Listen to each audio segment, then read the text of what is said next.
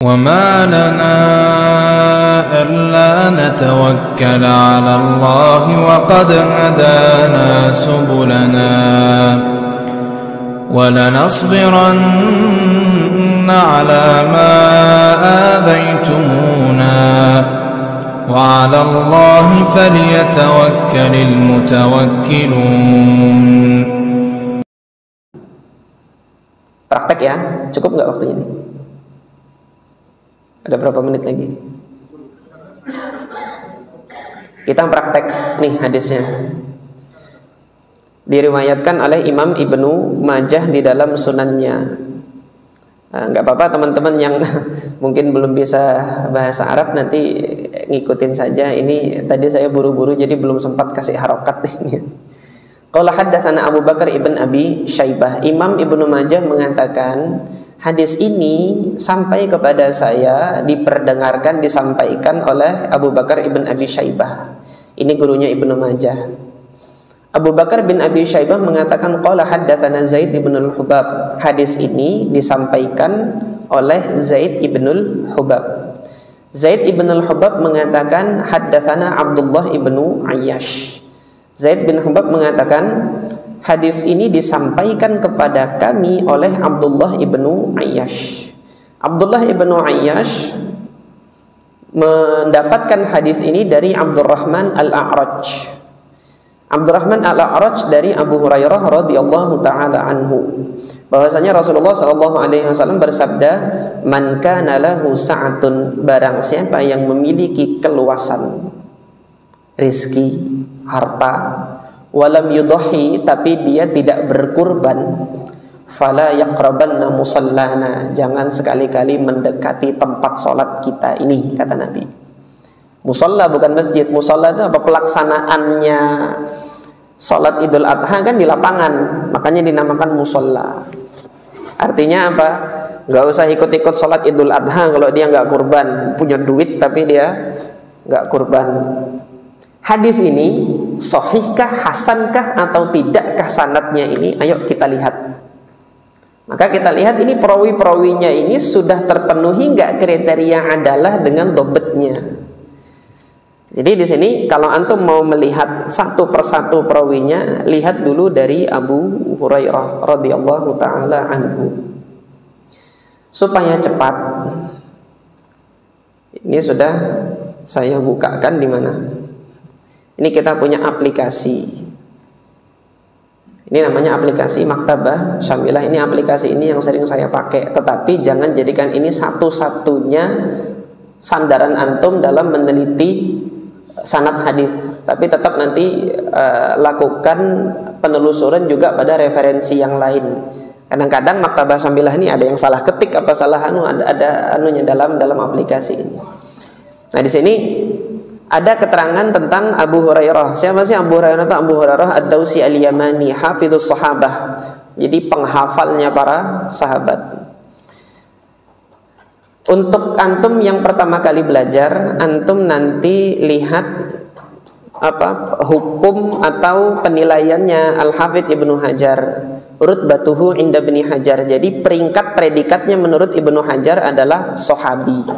Kalau ini nggak usah pakai Ibnu Hajar, antum udah tahu kalau Abu Hurairah itu adalah sahabat. Kalau sahabat nggak usah dicari sikoh-sikohnya, nggak usah.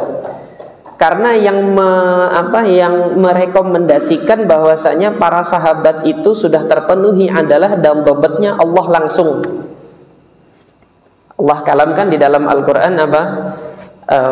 Wasabiqunal awwaluna minal muhajirin wal ansar walladzina tabauhum bi ihsan radhiyallahu anhum wa radu'an. Allah ridho sama mereka.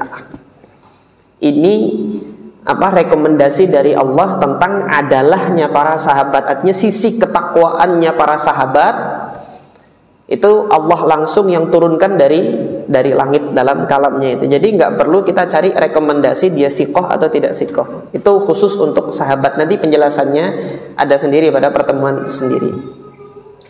Tadi Abu Hurairah menyampaikan hadis ini kepada siapa? Ini Abdurrahman ibn Hurmuz. Abdurrahman ibn Hurmuz Al-A'raj. Apa kata Ibnu Hajar? Thiqatun sabtun alim. Sudah thiqah, sabat lagi ajarnya. Belum, masih 10 menit ya. Thiqatun sabtun, sabat tetap, hafalannya nggak berubah. Alim, dia seorang alim, ilmunya luas. Karena memang Imam Abdurrahman ibn Hurmuz ini salah satu tabi'in yang jadi rujukan periwayatan hadis di Madinah. Beliau berada di Madinah ini nisbatnya Al-Madani. Nanti kita ada pembahasan tersendiri nanti untuk mengetahui ma'rifah buldanur rawi. Mengetahui ini perawi ini ada di negara mana, di negeri mana, nanti ada analisa tersendiri nanti di situ. Baik. Siapa dari muridnya Abdurrahman bin Hurmuz nyampaikan hadis ini kepada siapa? Kepada Abdullah ibnu Ayyash. Nah, di sini Abdullah bin Ayyash ini yang jadi problem nanti. Satu sisi dia soduk. Kata Al-Hafidz Ibnu Hajar, soduk. Tadi kalau soduk gimana? Hadisnya apa? Hasan kan? Kalau soduk. Tapi yang masalahnya beliau ini soduk tapi yaghlid. Ghalat yaghlid itu ada kesalahan, kekeliruan di dalam periwayatan. 1, 2, 3. Secara umum dia soduk, hadisnya hasan, tapi hati-hati. Dia melakukan beberapa kekeliruan, kesalahan.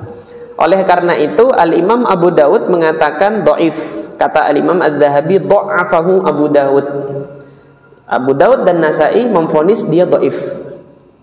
Karena tadi ada kesalahan 1, 2, 3-nya. Tapi Imam Abu Hatim mengatakan soduk.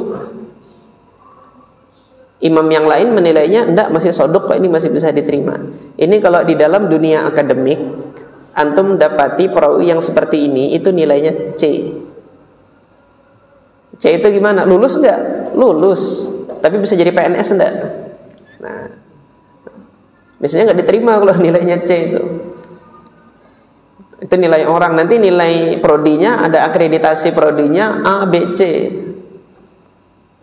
Suatu lembaga pendidikan akreditasinya C, boleh beroperasi, boleh. Tetapi nanti alumninya grade-nya diakui atau tidak gitu kan. Di akreditasinya masih C, biasanya orang-orang tidak mau mendaftarkan ke sekolah tersebut kalau akreditasinya masih C. Nah, inilah yang menjadi tingkatannya dia soduk tetapi yaghlid, ada kesalahan. Di sini yang nanti terjadi perbedaan pendapat di tengah-tengah para ulama, ini hadis dhaifkah atau hasan. Kalau nanti yang lebih dipertimbangkan adalah sisinya dia itu soduk, artinya dia terpenuhi kriteria adalahnya dan dhabtnya, itu lebih dipertimbangkan secara husnuzon, terima nih hadis. Kalau nanti sisi kedhaifannya yang lebih dipertimbangkan seperti misalnya ini Imam Abu Dawud dan Imam Nasa'i, maka hadis inilah nanti yang dijatuhkan. Ini yang sering mendapatkan problem, kita repot untuk menilai suatu hadis adalah kalau nanti di dalam sanadnya itu ada perawi-perawi yang kategorinya seperti ini, yang dia grade-nya itu C.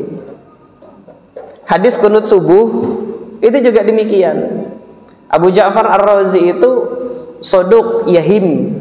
Yahim itu banyak melakukan kekeliruan dalam riwayat, tapi dia secara umum dia soduk, hadis-hadisnya hasan.